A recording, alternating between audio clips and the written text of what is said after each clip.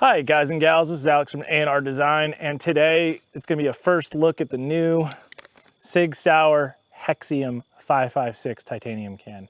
They do have an Inconel can coming out soon.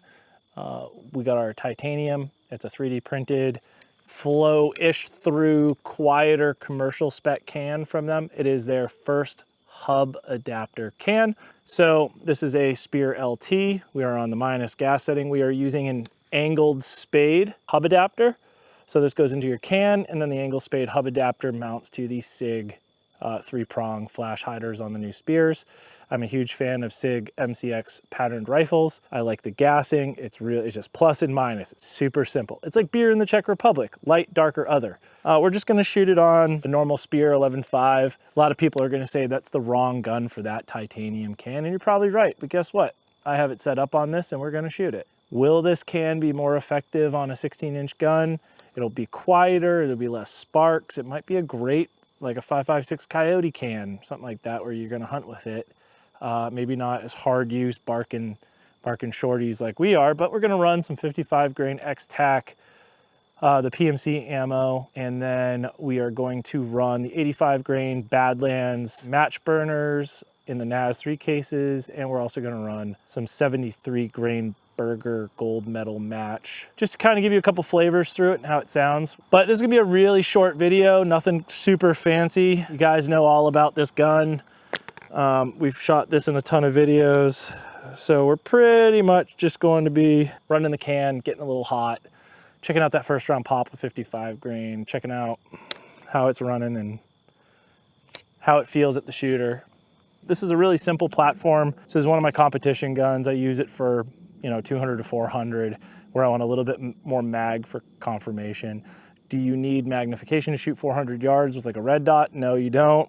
But it's my in-between gun.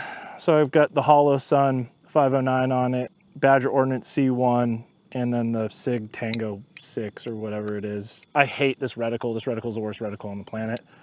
But for the sake of what this is, it's totally fine. This is a semi-auto platform, and we'll get this can a little warm.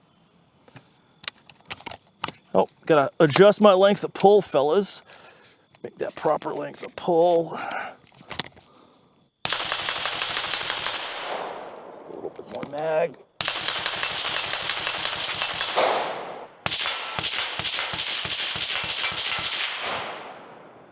Whatever. Anyway, I'm gonna dump a few into the dirt so you can hear just the can.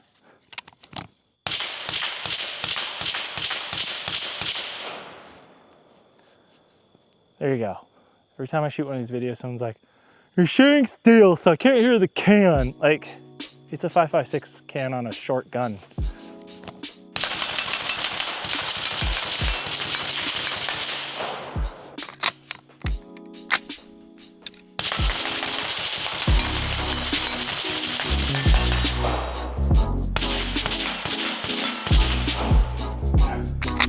.73 grain Burger Federal GMM.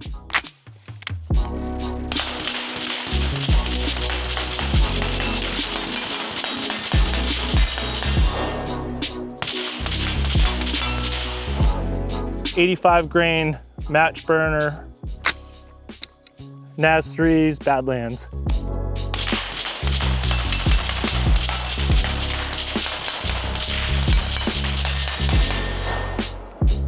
All right, can is officially glowing red.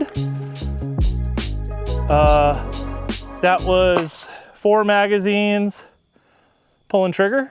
I don't know if you saw that. It was like red.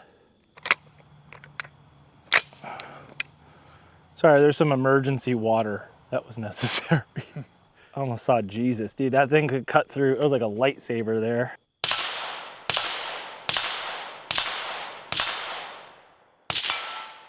The HEXIUM on their website. They put a lifetime warrant, infinite guarantee, no receipts, warranty cards, fully transferable forever. So if you do get rid of this can, everything is transferable, lifetime warranty. That's super cool. I'm trying to find the price though. It says it's out of stock. Grab-A-Gun is selling them $1,000, it looks like. Yeah, that's not bad. I mean, if you look at the prices of other titanium 5.56 cans, they're around $1,000. And the fact that it comes with a lifetime transferable warranty. That's pretty cool. It's pretty gassy compared to the SLX 556C and the SLX. The thing about the SLX series is if you went with the full-size SLX, I run one on my Noveski N4, it's pretty quiet, but it's also this long. Whereas you put the 556C on, which is this big with the QD clutch lock, but it's loud. And its real purpose is to reduce bolt speed, bolt carrier speed, and gas at the shooter. And it does mitigate some muzzle flash, especially on longer guns like my LPR from Ridgeline. I like it on that gun because it's just making it a softer shooting platform, less gas in the face, more enjoyable to shoot, especially when you're behind glass. It keeps a lot of gases from coming out the receiver and messing with my Aimpoint T2 in its location. I'm not getting carbon all over my backup optic. Keeps things pretty clean. But it has about 70% flow through. So it's a very high flow rate can, whereas this is more 50–40% flow through. This is more to match what the market is putting out. Your HEXWorks, some of the B&T full-size cans, the BOE suppression cans. This is SIG's stab at a more affordable, quieter, lightweight, hub-compatible 3D print titanium can. Is this the right host for it? Probably not. Even on minus gas, we're still getting sparks. A lot of suppressor gurus will call it seasoning the can. When you hit 3D print titanium, you're baking off and cooking off some of the particulate that was in there from the print. Companies like BOE Suppression, they coat their cans, like they coat the print. So there's like 0 sparks that come out of the BOE Suppression can, whereas we're seeing sparks on the SIG, we're seeing sparks on the B&T, which are ultimately a more flow-through can compared to the BOE Suppression can, but the BOE Suppression can being a 3D print titanium machine gun rated heavy hard use can, it does weigh significantly more than this can, but you're not getting sparks and you are getting more back pressure. You're getting less back pressure with this can. But again, there's no visual signature. I think this is for like what it is for a commercial can. I said this in the B&T video. I think this is a great commercial can for what you're looking for. You're looking for some sound suppression, but you're also looking for some flow through aspects that are slowing down your bolt speed, getting some of the toxic gases away from the shooter, but not necessarily all the gases away from the shooter, and not necessarily loud, right? Because the SLX, people are like, it's loud, but it's a great can for the application and the niche that's being used. I like it because I'm using it for the niche that it was designed for.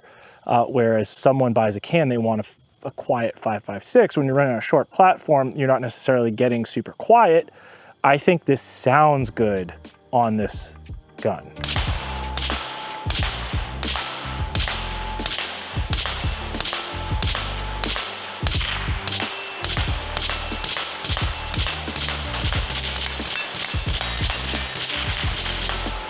Anyway, 2.5 mags, this can does get red. So thinner walled titanium 3D print. I think it does a pretty good job in terms of suppression.